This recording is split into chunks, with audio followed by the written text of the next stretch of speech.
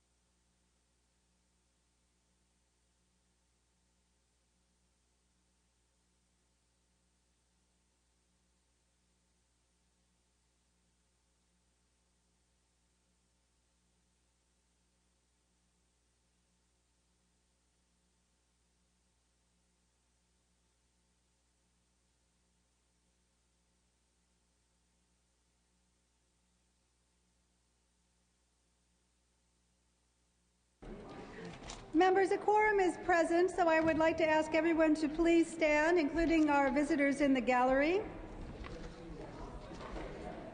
If you could please stand for today's prayer by Assembly Chaplain Father Papadimos.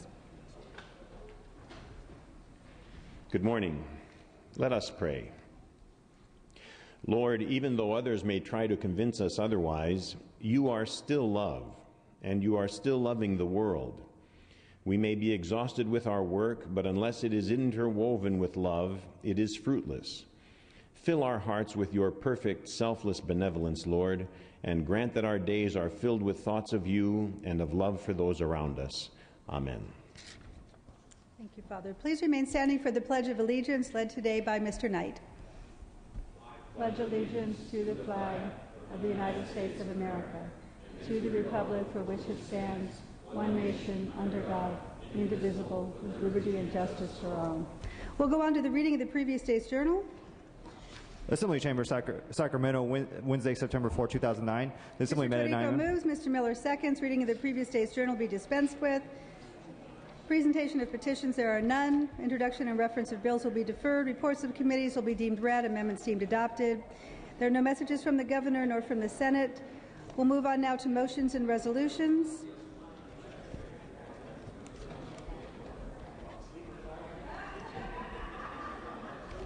Mr. Torrico.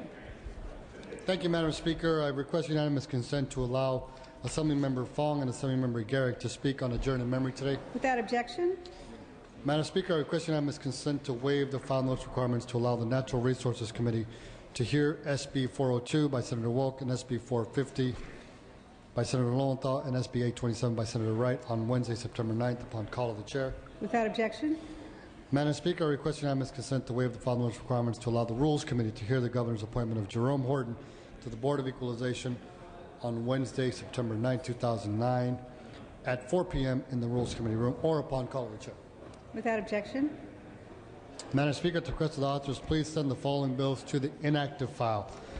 File item 75, AB 1004, file item 73, ACA 13, file item 83, SB 211. Without objection, clerk will note. Madam Speaker, at the request of the authors, I request reconsideration on file item 61, SB 364 by Senator Flores. If reconsideration is granted, I request unanimous consent to send the bill to the inactive file.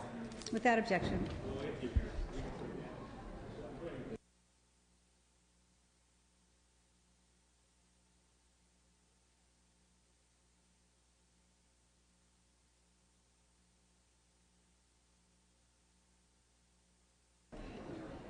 So, members, just to repeat, that last bill, file item 61, SB 364,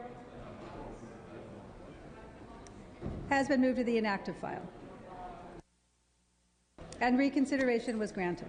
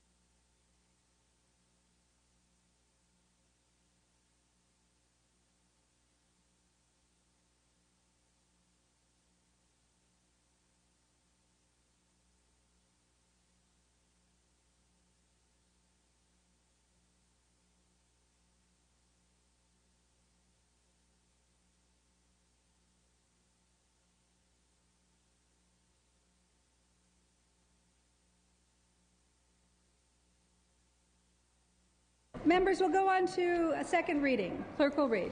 Senate Bill 19 with amendments. All bills are deemed read, amendments deemed adopted. We're moving on now to business on the daily file. Members, if you could please return to your desks. We're going to begin with Senate third reading. If you are managing a bill on behalf of a senator, please be sure that you let us know that you are prepared to take up that bill. We're going to begin with file item 78 by Mr. Furutani for Senator Oropeza. Clerk will read. Senate Bill 201 by Senator Oropeza, an act relating to vehicles. You may open, Mr. Furutani. Members, could we please have your attention? Mr. Furutani is presenting our first bill of the morning. Madam Speaker, and good morning, members. SB 201 has two parts. The first is the technical cleanup of a drafting error in a Carnet bill that was passed last year, AB 2693. The second part of the bill does this. In the city of Los Angeles, there are a number of bad actors. And I don't mean in Hollywood, we're talking about taxis. Nor am I talking about Sacramento. But these bad actors allow their cards to be used by acquaintances as illegal taxi cabs or bandit taxis. The bad actors are the legal owners, and the drivers are the registered owners. Under current law, if a car gets tagged as a bandit taxi and it gets impounded for 30 days, it then can have the registered owner, when he's driving it, let me rephrase that. If the bandit taxi gets impounded for 30 days while the registered owner is driving it, the legal owner can go down to the impound lot and get the car out before the 30-day period is up. They then give the car back to the registered owner, who keeps on driving it as a bandit taxi. So it's a bit of a bait and switch relative to the owner being able to help the illegal driver continue to do this process. SB 201 will find those legal owners who give their cars to a registered owner before the 30-day impound period is up. Let me tell you, this is a problem in Los Angeles, because what happens is these bandit taxis oftentimes are not insured, and as a result of that, it's not inspected by the taxi agency responsible for these regulations relative to city taxi cabs. There has been no opposition to this bill, and I ask for an aye vote. Thank you. Seeing no debate or discussion, clerk will open the roll. All members vote who desire to vote. All members vote who desire to vote.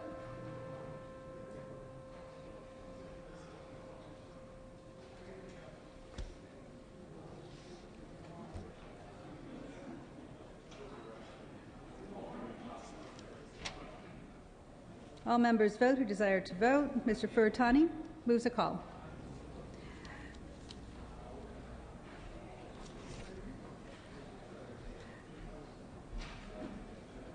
File item 79 is pass and retain. Move on.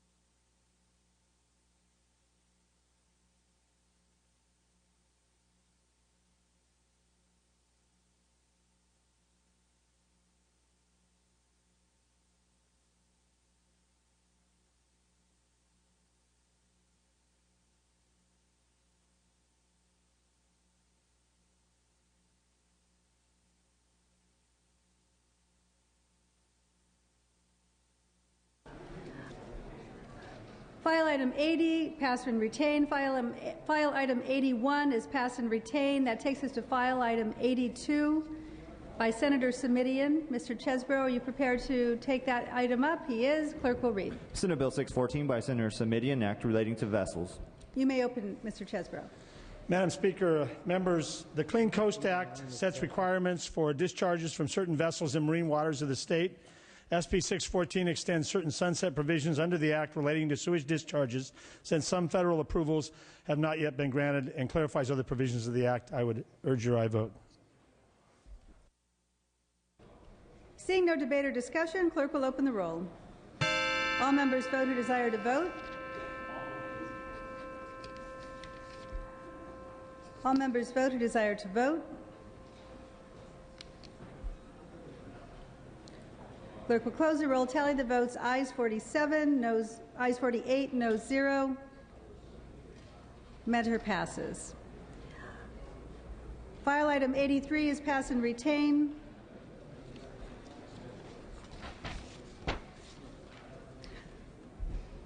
File item 84 by Senator Wolk. Mr. Nava. He was going to pass and retain on it. It's pass and retain. Oh, excuse me, pass temporarily. I'm sorry. File item 84 is passed temporarily. Mr. Hall, are you prepared to take up file item 85? File item 85, Senate Bill 676 by Senator Wolk. Clerk will read. Senate Bill 676 by Senator Wolk, an act relating to local fees.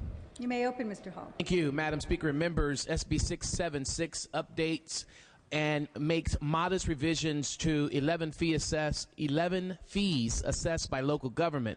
This measure has received broad support from local governments and law enforcement agencies throughout the state of California, including the Chief Probation Officers of California, Los Angeles County District Attorney's Office, the Sacramento County Deputy Sheriff's Association, the California Association of Counties, and numerous individual counties. There is no opposition to this measure, and I respectfully ask for your aye vote, and I believe that Mr. Duvall is going to also ask for your aye vote too. Mr. Duvall. Madam Speaker, members, I stand in opposition to this bill, SB 676, because it allows counties to nickel and dime their residents with higher fees that do little to solve the budget problems. Indeed, it's a true purpose of a bill to raise fees on overburdened residents. Given the poor track record that many governments have in running cost-effective operation, we will probably see these try to raise the cap again soon. I urge a no vote. Mr. Knight. Thank you, Madam Speaker. I also rise in opposition. This is a perfect example of what the voters don't want. They don't want higher taxes. They don't want higher fees. And so this is going to make it easier for counties to charge higher fees for county services. This time under the guise of local control. This is not exactly what this is talking about, but we're trying to raise these taxes and raise these fees in a time when people have said that they do not want this. This measure, 676, would give a wide-ranging authority to impose a host of higher fees on families and businesses. I strongly support any effort by this legislation to make it easier for counties to get through these tough budget times. But this is not the way we should go about this. I oppose this bill. Mr. Logue. Thank you, Madam Speaker. It's well known that in the state of California, local government fees are among the highest in the nation. This is not the time to put a greater burden on the businesses in California. This is just another layer of bureaucracy that will make it more difficult for them to compete. I oppose SB 676. Thank you. Debate is ended. You may close, Mr. Hall. Thank you. As we all know, the counties are being hit all over the place by the reduction of general fund allocations that have obviously burdened them tremendously. These fees are very minimal. It is not going to break the piggy bank of anyone. As a matter of fact, it only allows for the counties to be more proactive and also be more efficient in the work that they do to help service the people of the state of California. So when then is a good time to be more efficient and require and allow counties to be on their job and to provide services to the residents of the state of California. So if this is not the time, I don't know when the time is for services to be provided for the people of California. I respectfully ask for your aye vote. Thank you. There's no further discussion. Clerk will open the roll. All members vote who desire to vote. All members vote who desire to vote.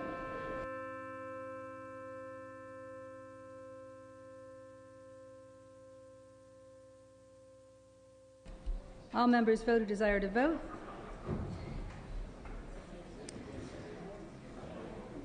Mr. Hall moves a call. Members, once again, if you've indicated you are prepared to take up your bills, you need to be in the chamber and at your desk. We are going in file order, beginning with Senate third reading. We need members in the chamber ready to present their bills. Mr. Torrico, for what purpose? If we can return to motions and resolutions, Madam Speaker. I hereby request unanimous consent at the request of the author to move file item number 75, AB 1004 by Mr. Portantino to the inactive file. Without objection, clerk will note.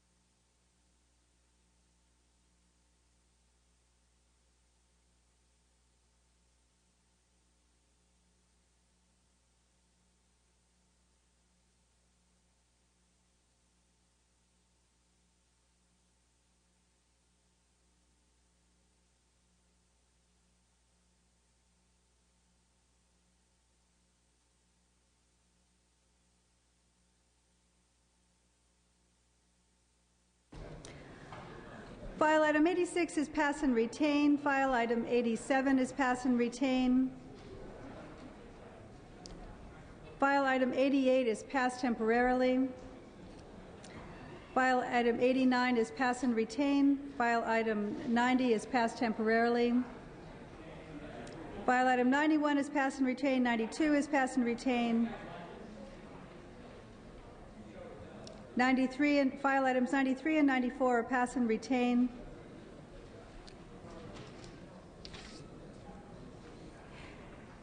Ms. Torres is prepared to take up file item 95, SB 251. Clerk will read.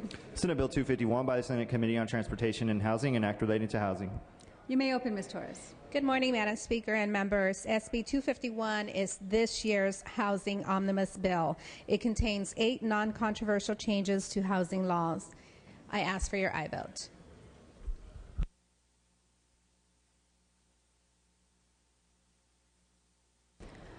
Seeing no debate or discussion, clerk will open the roll.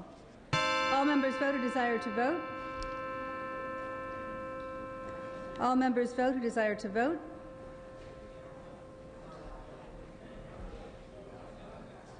Clerk will close the roll, tally the votes. Ayes 53, noes 0. The measure passes.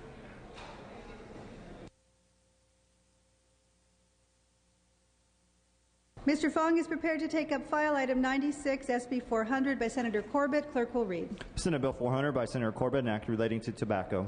You may open, Mr. Fong. Thank you, Madam Speaker. Good morning, members. SB 400 updates the Stop Tobacco Access to Kids Enforcement, STAKE, Act and Health and Safety Code to halt the sale of electronic cigarettes until they are approved by the United States Food and Drug Administration, FDA.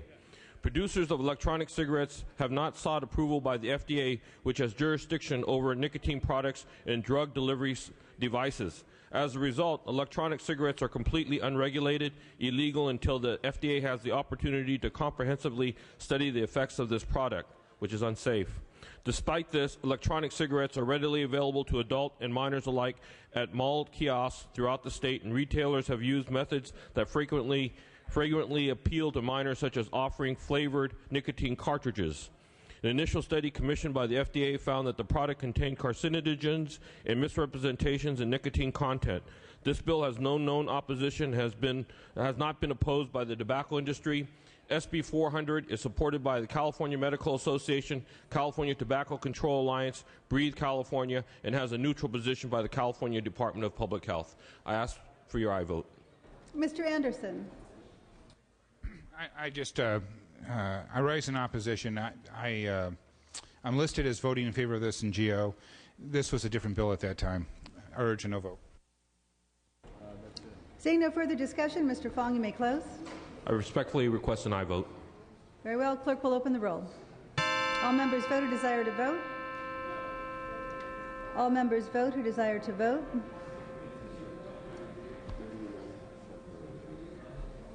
All members vote who desire to vote.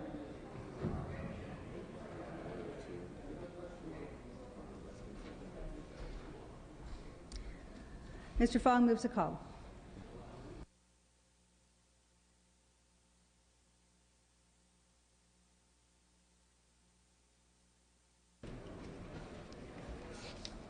We'll go back and file to file item 84 by Senator Wolk, presented by Mr. Nava. Clerk will read.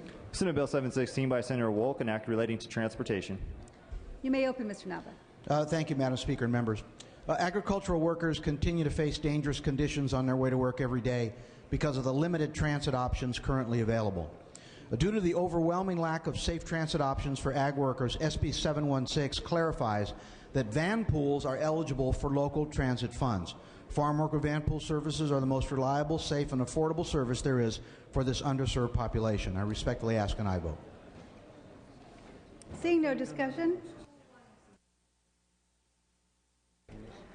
Mr. Jeffries, is your mic up? Yes, it is. It's difficult for me to see with members standing in the aisle. Thank you. It's okay. Thank you, Madam Speaker.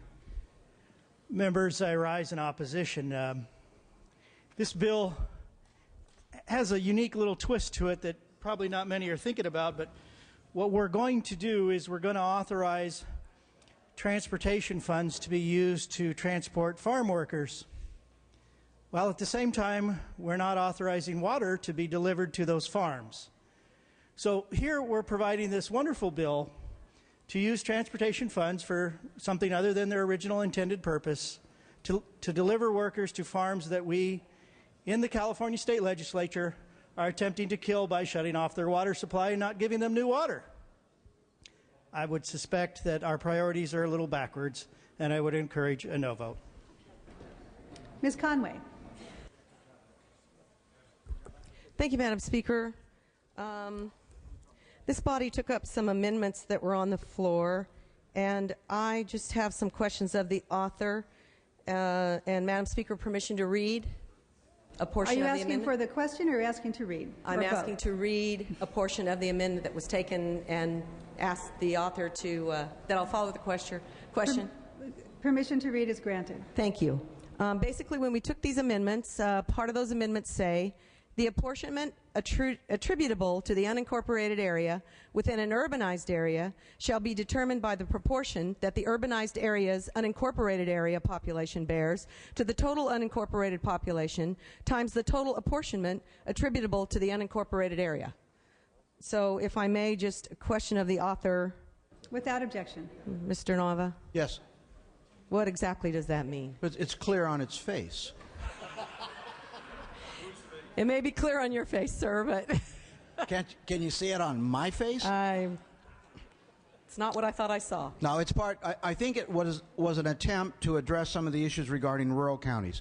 SB 716, including the amendments, now defines rural counties as those with a population over 500,000 as of the 2000 census, and each decennial census thereafter, and will require large cities within those counties with a population of over 100,000 to invest all of their LTF funds in transit.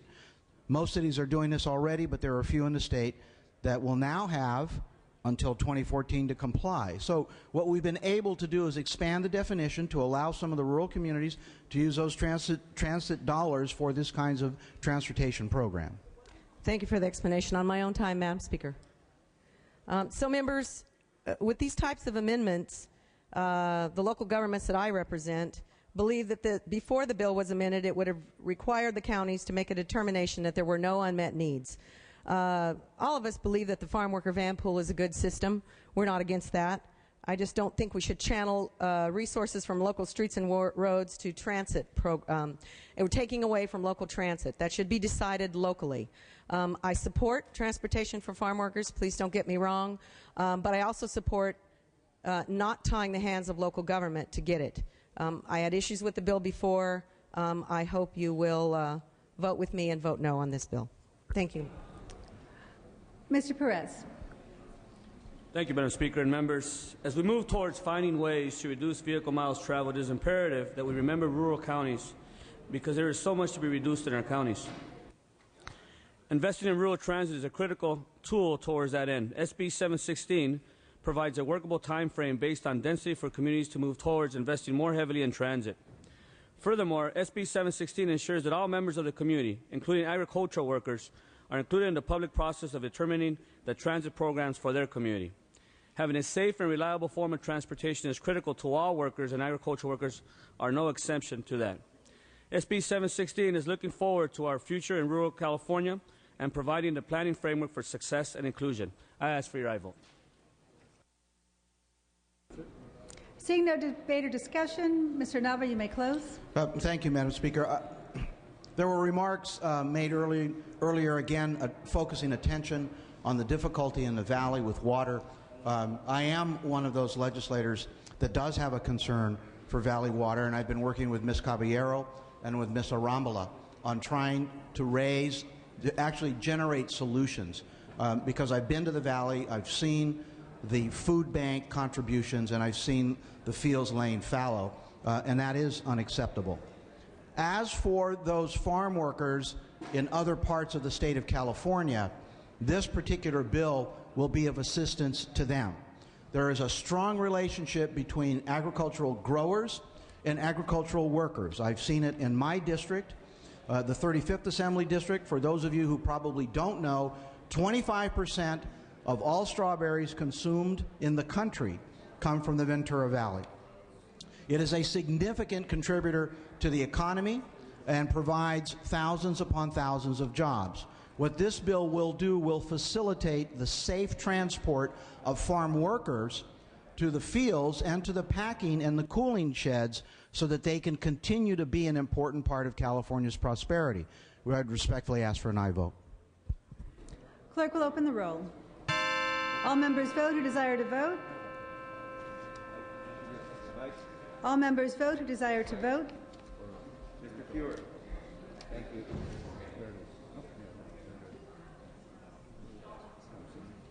All members vote who desire to vote.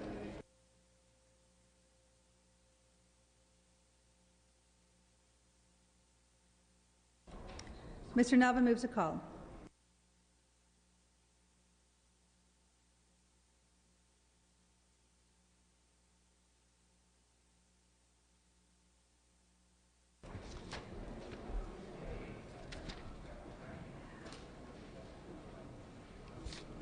We move on now to file item 88. Ms. Skinner is prepared to present that. Senate Bill 104. Clerk will read. Senate Bill 104 by Senator Oropeza, an act relating to air pollution. You may open, Ms. Skinner.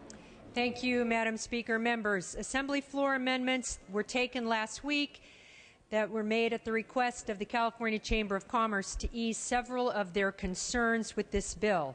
In addition, some chaptering out amendments were added. As amended, SB 104 will add nitrogen trifluoride gas, NF3, to the list of greenhouse gases that the Air Resources Board will regulate. It does only that. NF3 is widely used in the manufacture of LCD television screens, solar panels, microchips, and scientists have developed more research that demonstrates that NF3 is 17,000 times more potent as a global warming agent than a similar amount of carbon dioxide. And the IPCC, the International Panel of Scientists, are strongly urging that it be considered in the same basket of gases as carbon dioxide. It has also been discovered that there is much larger concentration of it in the atmosphere than had been previously thought. So the costs associated with the bill are minor and absorbable, and as I indicated when I opened, the amendments that were taken were amendments recommended by the California Chamber of Commerce, and the bill only adds NF3 to those gases that CARB can regulate. I respectfully ask for your aye vote. Mr. Gilmore. Thank you, Madam Speaker. Members, I rise in opposition to SB 104. A recent study of California Small Businesses Roundtable found that the implementation of AB 32 will cost California small businesses in excess of $49,000 per business in California. Worse yet, the study finds that AB 32 implementation will result in a loss of nearly 1.1 million jobs and a loss of over $76 billion in labor income. I was very disturbed to find this morning that I was talking to a gentleman about the building of homes in California, and I was appalled to learn that we're at an all-time low in construction of home building in the state of California since numbers have been kept. We're looking at about 40,000 units in California this year. That's a 50% reduction from last year. As if this wasn't bad enough, this bill expands AB 32, the California Global Warming Solutions Act, to include nitrogen trifluoride. It is inappropriate to expand AB 32 before the full economic impact of implementation is known. Let's not make things worse in California. It's bad enough. AB 32, with more oppressive regulatory, we're chasing businesses out of California, folks. Let's put a stop to it. I ask for your no vote. Ms. Harkey. Hi, thank you. A question of the author. Without objection. Ms. Skinner, have any of the opposition dropped off with your amendments?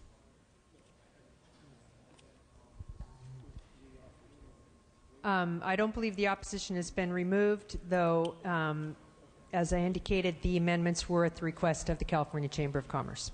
Okay, then request to speak on my own time, please. Members and Speaker, I love Ms. Skinner here. She is a fabulous woman and with a good heart and well-intentioned. However, if you look at the list of who opposes this, you can see it's just about every industry and every business group. Now, we have a problem in the state, and we're going to have enough problem trying to implement AB 32. And to add this product, which, according to my analysis, says that it has been found to contribute only about 0.04 of the total global warming effect by human-produced carbon dioxide emissions. And considering the projected global warming effect in light of all the numerous industrial uses that it has, we need to weigh what we're doing here. And Assemblymember Sanandra Swanson, had a request and that the CARB actually do an economic analysis on the benefits and the costs of implementation of AB 32.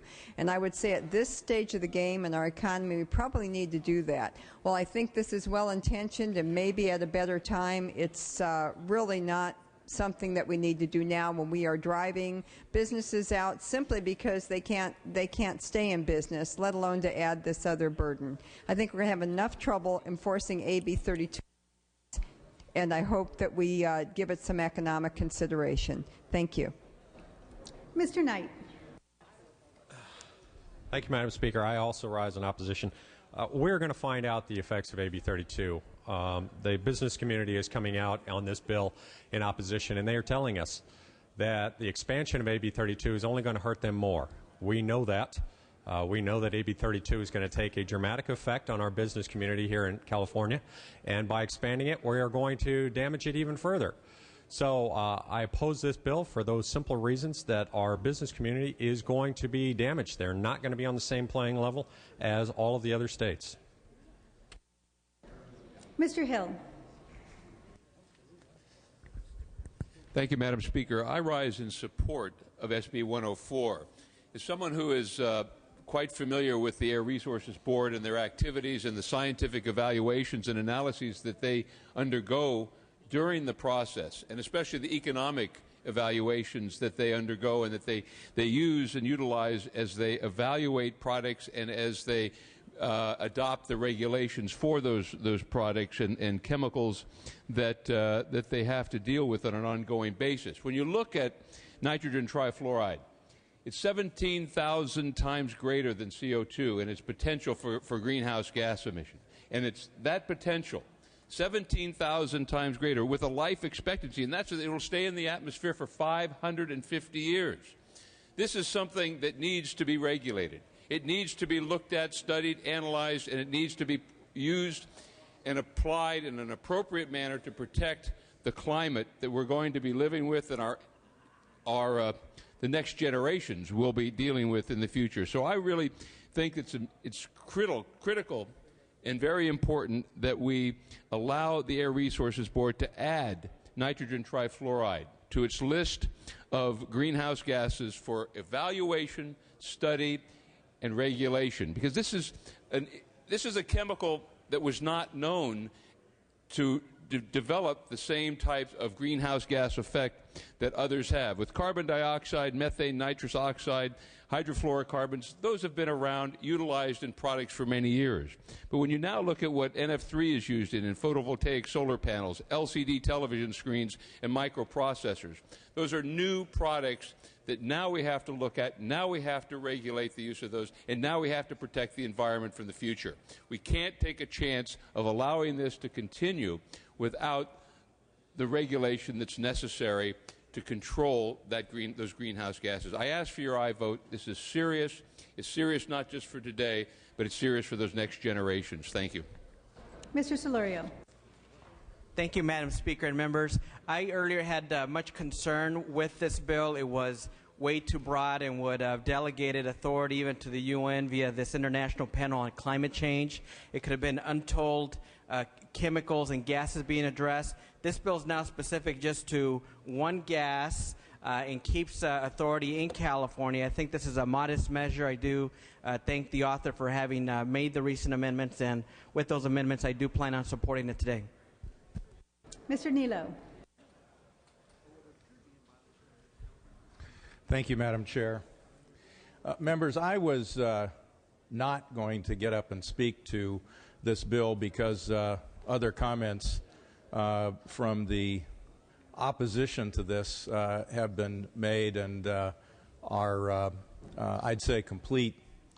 I was compelled, though, when I heard the praises sung of the Air Resources Board and their ability to accurately and objectively analyze the effects of regulations, particularly their economic effects. I have many examples I could give, but we have a time limit here. I will just point out that after we delegated to the Air Resources Board the entire authority and responsibility for implementing what we need to do under AB 32 to reduce carbon dioxide emissions in 2020 to what it was in 1990, the staff came up with a so-called scoping plan that scoped out what we would do, and in it opined that the implementation of AB 32 would be a boon to the California economy. That study was assailed both by the legislative analysts upon my request of their review of that study, as well as a peer review that the ARB themselves contracted. The ARB was anything but objective in that scoping plan. In fact, it was even alleged that it appeared that they established data in that plan that led to conclusions that they wanted to come to. And that scoping plan still has not been redone. I would challenge significantly the Air Resources Board ability to objectively study especially the economic consequences of any regulation that this body passes. I urge a no vote. Mr. Gaines. Great. Thank you, Madam Speaker and members. I rise in opposition to this bill. I think we ought to put AB 32 on hold until this economy turns around, and I don't think AB 32 should even be implemented unless we have economically viable alternatives that cost nothing to the economy. Because really what this is implementation of a huge tax of billions of dollars. And if you take a look at some of the folks that are in opposition to this, the wine industry, for instance, which I've got lots of vineyards and wineries throughout my district and throughout the state of California that imports wine or exports wine throughout the world. will be impacted. And it's very interesting if you take a look at the glass bottles that are made for wine. That's a unionized operation. And union labor is very worried about the implementation of AB 32 and what the impact is going to be to their own membership and the loss of jobs. So I urge a no vote. Thank you. Mr. Logue. Thank you, Madam Speaker. I would like to say, and I agree with Mr. Assemblyman Gaines, I would like to support AB 32. I publicly stand today to say I will support it as soon as we build a bubble over California. As soon as we can make sure that the carbon emissions throughout the world are not blown into this state. One moment, Mr. Logue. Mr. Fuhrer. I have a point of order. The discussion on the floor needs to be germane to the bill at hand. Thank you, Mr. Fuhrer. Point well taken. Mr. Logue, if you could direct your comments at the bill at hand and limit your discussion to that. Thank you. Bill is an extension of AB 32. That's all this is. So in my mind, the issue boils down to simply the fact that it's another layer.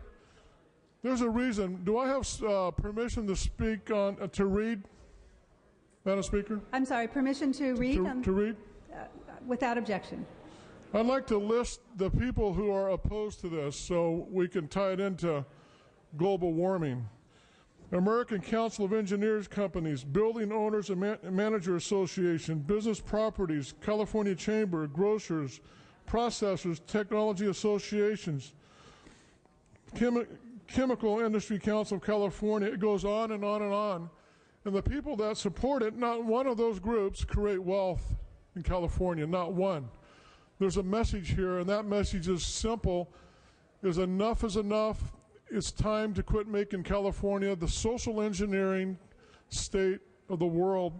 And in the process, in my opinion, we will be bankrupt in this state and continue to travel the road that we do not want to go down. I oppose SB 109. Thank you.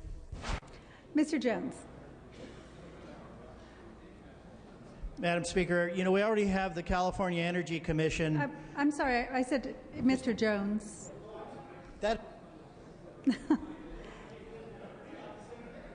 Mr. Jones. The other Jones, apparently. Thank you, Madam Speaker. Members, I rise in support of the measure. I'm wondering if each of those who have risen in opposition or who might rise in opposition could tell us whether or not they believe in the overwhelming scientific evidence with regard to the factual basis for global warming. Do they believe global warming is real or not? Because I'm trying to ascertain, and I think my colleagues are trying to ascertain as well, whether their opposition is to this particular edition of a mission or whether they continue to be in a state of denial with regard to global warming. So if each of you who gets up and opposed could tell us whether or not you believe global warming is happening or not, that'd be a great help. Thanks. Mr. Jones, we do have a rule they can only speak once on any item, so please don't incite breaking the rules. Mr. Berryhill. Thank you, Madam Speaker. Cal EPA and ARB requires millions of dollars in annual appropriations for climate change planning, workshops, and research. Based on current regulatory enforcement workload, adding new regulatory duties to this mandate would require unspecified major annual spending. Members, this bill right now includes over $50 million in new costs, not including another $60 million in one-time costs for state departments. Because of AB 32 today, it is absolutely wiping out the small businessman in this state. Mr. Gaines talked about all the different wineries that this is affecting. It's not only wineries, it's our trucking industry. It's the agriculture industry. Right now, with the jobs and the economy where it is, we should be thinking more in the lines of suspending AB 32 for a while until this economy gets back on track. We can always bring this back, but this bill at this time is not the right time, and I strongly urge a no vote. Thank you. Members, we have one more speaker. The side conversations are getting a bit loud. If you could please direct your attention now to Mr. Jeffries. Thank you, Madam Speaker. Members, I just rise. We already have the California Energy Commission, if I'm not mistaken, that is already attacking plasma TVs, large screen TVs. And now this bill will have the possibility of also attacking the LED large screen TV manufacturers. Members, we don't need to make it any more hostile to be in California for business. We don't need to make it any more hostile to be a retailer in California. We don't need to make it any more hostile to be in California at all.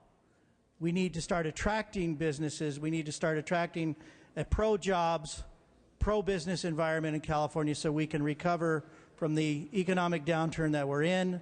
This bill does nothing to help turn that around. I encourage a no vote. Seeing no further debate or discussion, Ms. Skinner, you may close. Thank you, Madam Speaker. Members, very interesting discussion. Apologies that I gave you all the opportunity to re-debate AB 32. I find this a very interesting debate. Many years ago, when there was the discussion of the depletion of the ozone layer and discussion around the chemical CFCs, which scientists, and I think every one of us, have accepted was destroying the ozone layer, one of the culprits was refrigeration. Our air conditioners and our refrigerators used Freon, used the main gas that was depleting the ozone layer. So there was this whole debate over years in the feds, in the state, about that this was going to destroy our economy. We would never have air conditioners. We would never have refrigerators if we regulated this gas. Well, we all now drive cars that happen to have air conditioners that work perfectly well, that are no longer powered by Freon. We all have refrigerators in our homes that work perfectly well, no longer powered by Freon.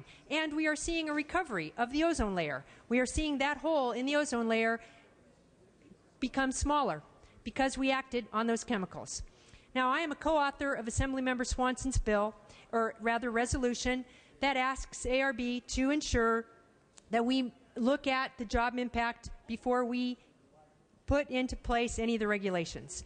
What this bill does is purely let them begin to look at NF3 and begin to look at whether there's viable alternatives so that we can reduce this gas that is 17,000 times more powerful than carbon dioxide. It is a very reasonable measure, and I'd also say that I was actually impressed by how small the list of opponents were. If you look at it, it's a very small list.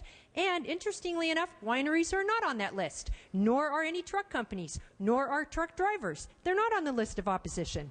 And the largest manufacturer of NF3 in the entire US of A is neutral on the bill. I requestfully ask for your aye vote. All discussion having ended, clerk will open the roll. All members vote who desire to vote. All members vote who desire to vote.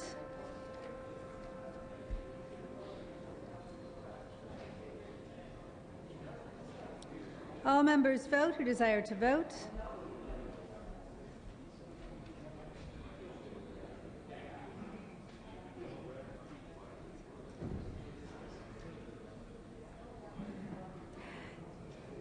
Ms. Skinner moves a call. Mr. Torrico. Thank you, Madam Speaker. Democratic Caucus in the Members' Lounge. Democratic Caucus in the Members' Lounge.